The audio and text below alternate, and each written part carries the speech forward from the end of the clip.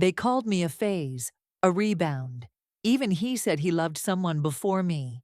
But when a secret from his past exploded in public, and I stood by him when no one else did, he turned to the cameras, gripped my hand, and said, "She was never my first love. She was my first truth." Before I take you into the deepest chapter of my life, hit that like button. Share this with someone who needs to hear a story about standing tall in your truth. And don't forget to, they say people like me don't belong in rooms like those, where champagne flows like water, where last names hold more weight than talent, and where being a black woman isn't just rare, it's political.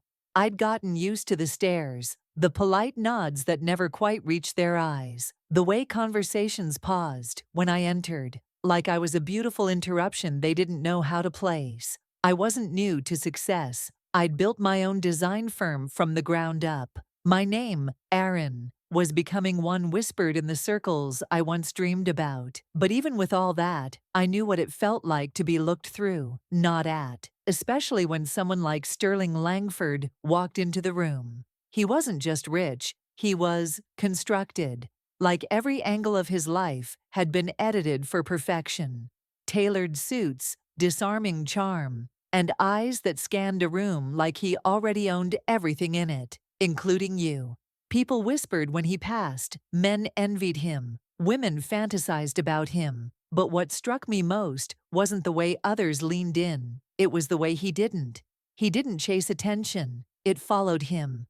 And when his gaze finally met mine, across that marble-floored ballroom, it didn't linger like some romantic movie. It paused, curious, cautious, like he recognized something in me he couldn't quite name. And in that moment, I realized something chilling. I wasn't invisible to him, but I wasn't fully seen either. There's a particular ache in being acknowledged, but not embraced. Like someone touches your hand just enough to wake your hope, but not enough to hold it. And from that very first look, I knew I wasn't stepping into a fairy tale. I was stepping into a test of worth, of patience, of identity. I wasn't his first love, but he had no idea, no one did, that I would become something far more dangerous. His first truth. The first time we spoke, it was almost accidental, like the universe didn't plan for it, but couldn't resist letting it happen. I was admiring a sculpture at the gala, pretending not to notice how out of place I felt, in a room full of legacies and linen suits. Then came his voice, low, deliberate, and far too close. "You like truth in abstract form, or are you just trying to look interesting?" I turned, half annoyed, half intrigued. Sterling Langford, in the flesh. And yes, he was every bit as handsome as the headlines suggested. But what caught me off guard was the glint of something real in his eyes, something tired. I told him I didn't have to try to look interesting. I was. He laughed. Not the kind people do to be polite, but the kind that surprises even them. And just like that, we were talking. About art, about architecture, about people. It didn't feel like flirting. It felt like fencing. With words, with wit, with guarded truths neither of us wanted to expose. Over the next few weeks, we kept crossing paths. At industry events, quiet dinners, an auction where he outbid a sultan just to make me smile. He wasn't overly romantic. No wild gestures or sweet nothings. But he listened. He asked about my childhood, about the neighborhood that built me, about my favorite type of silence. And slowly, I started to see the man behind the mask. But then came the whispers. They always do. She's not his type. He's just trying to get over her. You know he still sees Elira, right? Elira.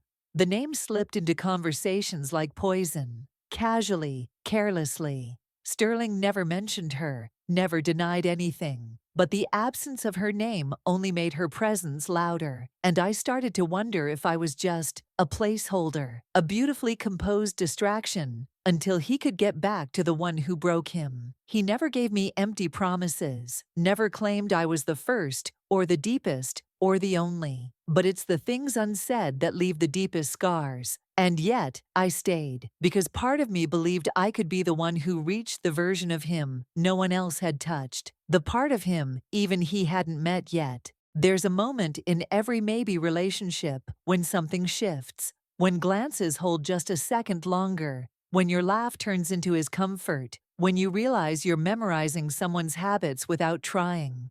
With Sterling, that shift came quietly. No fireworks, just presence. He started showing up, unexpectedly, but always perfectly timed. A morning coffee, waiting at my office doorstep, with a note that read, "For the girl who's always 5 steps ahead." A weekend getaway to a vineyard where no one recognized either of us. And one night, on his penthouse rooftop, we stood wrapped in silence as the city lit up beneath us. He looked at me and said, "You see the world differently, like it owes you nothing, and yet you still give." That night, he kissed me like he was trying to rewrite every cold chapter he'd lived through. And for a while, I let myself believe I wasn't in the shadow of a memory. I was the light trying to outshine it. But peace is fragile when the past is unfinished. One morning, I woke up to my phone buzzing uncontrollably. Messages, missed calls, screenshots. A photo had gone viral. Sterling and Elira embracing outside some upscale restaurant.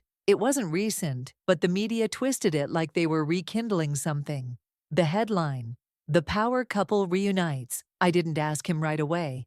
I just watched how he avoided his phone, watched how his voice lost warmth when he spoke to me, watched how suddenly his world grew quiet around me. When I finally asked, his answer was calm, too calm. "She's not back," he said. "But she never really left, did she?" And just like that, everything inside me folded.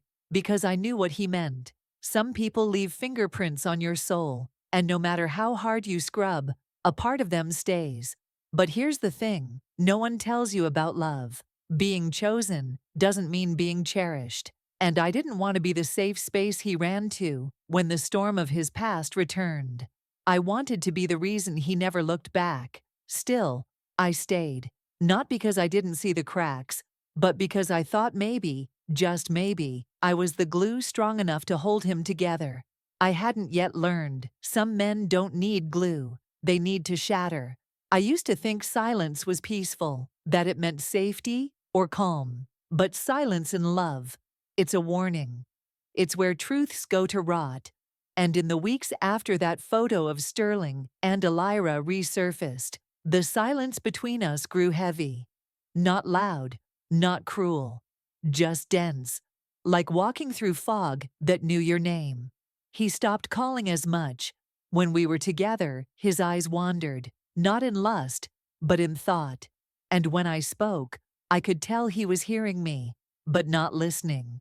Like my voice was background music to something louder inside him. Then came the profile. A political blogger released a deep dive piece on Sterling's past. His rise, his wealth, and yes, his scandal.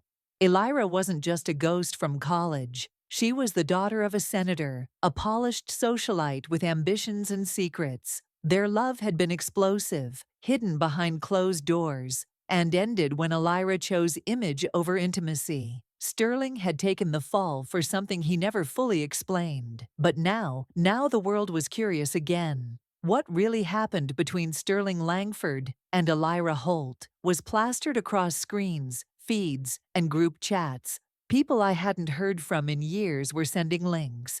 And just like that, I became invisible again. Not in the room, but in his story. I confronted him. Not with anger, but with heartbreak. I asked him what I meant to him. If I was real, or just a season he never planned to keep. He looked tired, hollow. And then he said something that chilled me. "I didn't ask for this attention again. I didn't want it. I just wanted to protect you from it." That's when I realized he wasn't protecting me. He was protecting himself from feeling guilty for pulling me into his unfinished mess. A man like Sterling knew how to disappear emotionally without ever leaving the room. So I did what I swore I never would. I left first. I packed the part of me I had offered him so gently and walked away, not to punish him, but to save myself. Because loving someone who's still haunted isn't noble. It's a slow, beautiful self-betrayal. Walking away from Sterling wasn't loud. There were no slamming doors, no screaming matches. just a quiet moment of clarity, the kind that lands in your chest like truth, not thunder. I remember standing in his penthouse one last time, surrounded by glass and luxury, feeling like the most invisible person in the world. He didn't beg, and I didn't cry. I think that's what broke me more than anything, that I had finally become easy to lose in someone else's life. After everything we'd shared, I walked out, and the only sound was the soft click of his front door behind me. I waited for him to follow. He didn't, and so I returned to my own world, one where my name wasn't always attached to his. I buried myself in work, took long walks without looking over my shoulder, reconnected with the version of me that didn't need to be chosen to feel whole. But every now and then, I'd still feel it, the weight of all the things I gave him, pieces of my heart I couldn't quite get back. And then, karma knocked. Alira resurfaced, this time not in rumors or photos, but in full broadcast. She did a televised interview, all polished and poised, but instead of glowing over Sterling, she casually dismantled him, said he was a beautiful idea who always fell short emotionally, claimed he was obsessed with being seen as the perfect man, but couldn't handle a woman with her own spotlight. The world listened, and for the first time, it saw Sterling bleed. Public sympathy shifted, his empire stayed intact, but his image shattered. Clients pulled out, friends distanced, headlines flipped, and me? I watched it all with a quiet ache, not because I enjoyed seeing him fall, but because it finally confirmed what I had always known. I wasn't the broken one. I had simply loved someone who hadn't healed enough to love me back. People started asking me about him again, if I'd go back, if I'd give him a second chance, but I had already given him the best version of me, unfiltered, unafraid, unbought. And once you've lived as someone's second thought, you learn to make yourself your first priority. Time passed, enough to dull the sting, but not enough to erase the echo. I'd stopped checking his name in headlines, stopped wondering if he thought about me when the lights went down. I was focused on me again, building, growing, healing. And healing is a strange thing. It doesn't ask for permission. One day you wake up and realize the ache isn't the first thing you feel anymore. Then came the gala. I was invited last minute, an industry award I never thought I'd be considered for. I almost didn't go, but something in me said, show up for yourself. So I did. Hair slicked back, dress sharp, a version of me he never got to love, but should have. When I walked in, I felt it, the shift. People noticed me now, not because I was Sterling's mystery woman, but because I had become a name of my own. I smiled, I mingled, I felt seen. And then, he arrived, Sterling Langford. No entourage, no performance, just him. He looked different, not broken, but quieter, like the storm had passed and left something softer behind. Our eyes met across the room, and for a moment, no one else existed. I turned away, but before I could reach the exit, I heard his voice, calm, steady, echoing through the hall. He'd taken the stage, not for an award, but me.